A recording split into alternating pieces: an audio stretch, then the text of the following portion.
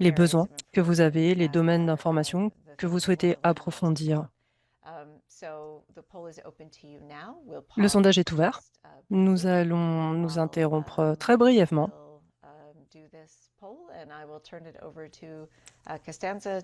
Et je donne la parole à Costanza qui va vous donner quelques informations. Merci beaucoup.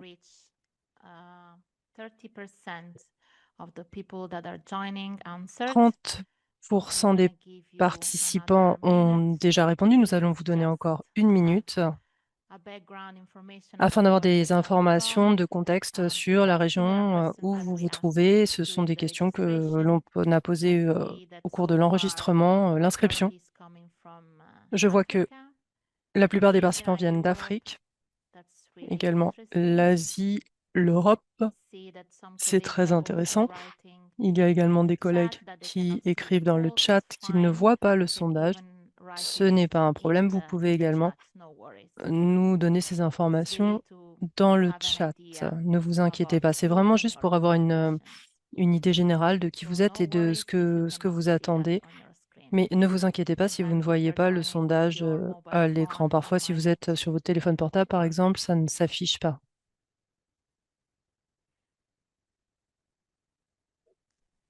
So we're gonna wait a couple of seconds and then we're gonna end and On va share the attendre encore results quelques with secondes et you. ensuite on va Everyone clore le knows sondage et partager les résultats. more or less where the others are coming from.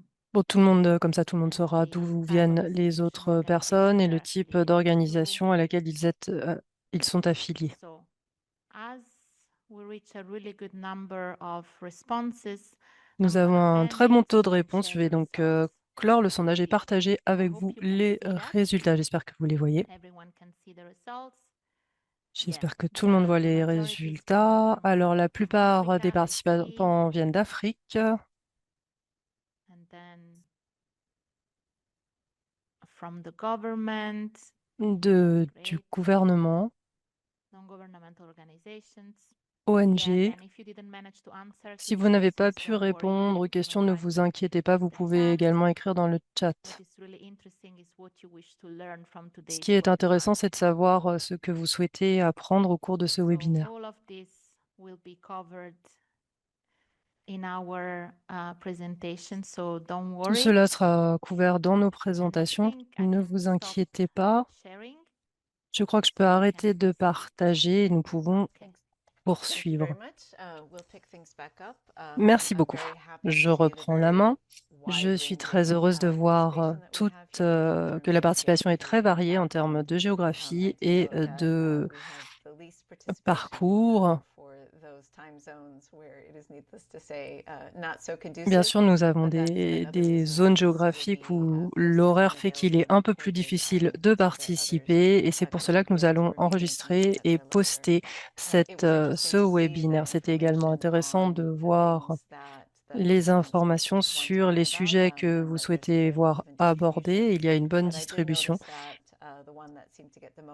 J'ai vu que la question des applications pratiques était en tête et je le dirai à nos panélistes pour nous assurer que lors de nos discussions, nous appuyons et nous mettons en lumière pas uniquement la théorie, mais également ce que ces outils de gestion peuvent faire et comment ils fonctionnent concrètement.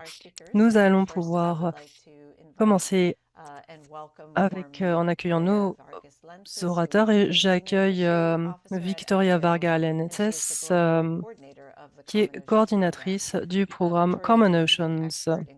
Elle est experte en développement durable et travaille sur les causes à l'origine de la faim et de la pauvreté grâce à la transformation durable des systèmes alimentaires aquatiques. J'invite Victoria à ouvrir officiellement cette nouvelle série d'apprentissage à distance. Victoria, vous avez la parole. Merci Deirdre, merci à tous et toutes d'être ici. Je suis très heureuse de vous souhaiter la bienvenue. Vous êtes très nombreux aujourd'hui. Nous sommes ici pour lancer cette nouvelle série de cours de la FAO qui est gratuite et certifiée et qui concerne les procédures de gestion pour une pêche durable. Ces cours ont été conçus pour renforcer les capacités dans le monde entier. Donc, c'est très encourageant de voir la participation mondiale. Et l'objectif est de mettre en place des procédures de gestion fondées sur des données scientifiques. Dans le cadre du projet Common Oceans, TUNA, plusieurs organisations ont travaillé ensemble pour rendre ces connaissances disponibles pour vous tous et pour les professionnels intéressés. Le contenu des cours a été préparé avec le soutien de la FAO, de l'Académie d'apprentissage de la FAO, la Fondation Océan, le Pew Charitable Trust et la Fondation internationale pour la durabilité des produits de la mer. Le renforcement des capacités dans les pêches fait partie d'un défi plus grand. L'océan et les ressources aquatiques sont essentielles pour la sécurité alimentaire, la nutrition et les moyens de subsistance. La pêche et l'aquaculture font vivre plus de 600 millions de personnes dans le monde, dont beaucoup dépendent des ressources aquatiques et vivent dans des lieux où il n'y a pas d'autres possibilités d'emploi. Pour que les océans soient sains, il faut une gestion responsable et tournée vers l'avenir. Une gestion fondée sur la science à tous les niveaux et soutenue par la coopération internationale. La mission de la FAO est d'éliminer la faim et elle place les systèmes alimentaires aquatiques au centre du développement durable. La transformation bleue est dédiée à la transformation du secteur des pêches et de l'aquaculture avec cet objectif en tête. Pour réaliser tout le potentiel de ces systèmes afin de nourrir davantage de personnes, de soutenir des moyens de subsistance et stimuler une croissance inclusive. Ce programme Common Oceans est le cadre qui nous donne l'occasion d'être ici aujourd'hui. Il s'agit d'un partenariat mondial qui est en place depuis 1994. Nous travaillons à ce partenariat depuis cette date et il contribue à cette transformation bleue. Cette initiative est menée par la FAO, financée par le Fonds mondial de l'environnement. Grâce à ce programme, des acteurs clés se rassemblent et travaillent ensemble afin de réaliser une ambition mondiale et la traduire en actions concrètes. Vous souhaitez en savoir plus sur les actions concrètes et c'est exactement ce que nous voulons faire. Nous défendons des pêches durables au niveau mondial ainsi que la conservation des ressources marines. Ce programme rassemble 65 partenaires, y compris les organisations de gestion des pêches régionales, des partenaires universitaires, des gouvernements, l'industrie, la société civile. Ils travaillent ensemble pour trouver des solutions partagées. Avec cet événement, aujourd'hui, vous allez en entendre plus sur les procédures de gestion. Vous allez entendre comment ces procédures de gestion et les stratégies de pêche permettent d'améliorer la résilience des pêches. Vous entendrez comment ces procédures de gestion permettent de renforcer la confiance des partenaires et des parties prenantes et comment elles permettent de créer des opportunités à long terme pour le secteur des pêches. Les évaluations de la FAO sur l'état des ressources halieutiques ont montré que, par exemple, pour les pêcheries de thon, ces pêcheries sont parmi les mieux gérées au monde. 87% des stocks de thon évalués sont évalués comme étant durables. C'est une grande amélioration. Face à la préoccupation face à la surpêche d'il y a une dizaine d'années, il y a eu une grande évolution grâce aux producteurs et également grâce à l'adoption de procédures de gestion. L'événement d'aujourd'hui est une étape importante afin de renforcer les capacités de gestion des pêches et en particulier pour les pêches gérées dans le cadre d'ORGP. Ce cours va se concentrer sur des exemples pour la gestion du thon, mais cependant, le contenu et l'approche sont applicables à de très nombreuses pêcheries. D'un point de vue pratique, pour ceux d'entre vous qui veulent participer à cette série d'apprentissage à distance, sachez que ces cours sont gratuits et qu'ils permettent, lorsque vous terminez le cours, d'obtenir un certificat de la FAO. Les cours ont été conçus de telle manière qu'ils peuvent soutenir les professionnels à toutes les étapes de leur carrière et dans quel que soit leur rôle et responsabilité. Vous verrez que nos experts sont des leaders dans les pêcheries, dans les opérations et la politique des pêches. Ils partageront des exemples concrets avec vous et grâce à ces exemples, vous verrez comment les procédures de gestion sont mises en œuvre dans des pêcheries très diverses. Il montrera comment ces outils améliorent la prise de décision, permettent d'améliorer la transparence et contribuent à la durabilité des ressources marines. J'aimerais souligner l'engagement de la FAO en faveur de l'apprentissage et de la formation multilingue. Le cours est actuellement dispensé en anglais, mais très prochainement, ces cours seront disponibles également en français et en espagnol. Pour conclure, j'aimerais vous remercier tous et toutes de votre intérêt, de votre participation, ainsi que pour votre engagement pour faire avancer des pêcheries durables. Il nous faut travailler ensemble pour atteindre cet objectif, pour protéger la biodiversité marine, soutenir les moyens de subsistance et renforcer la sécurité alimentaire mondiale. Je vous souhaite un événement très fructueux et inspirant. Merci beaucoup, Victoria, pour cet aperçu très complet et je crois que nous allons tous voir ensemble comment nous pouvons contribuer encore davantage donc, à la durabilité des ressources halieutiques et des pêches. Nous avons bien entendu une fonction questions et réponses, Q&A, que vous pouvez utiliser à tout moment pour poser des questions. Nous tenterons d'y répondre par la suite. Et je voudrais sans plus tarder me tourner vers Constanza Mattia, qui est donc spécialiste des apprentissages et du renforcement des capacités auprès de l'Académie numérique de la FAO et qui va nous présenter le travail que réalise cette Académie numérique donc, de la FAO.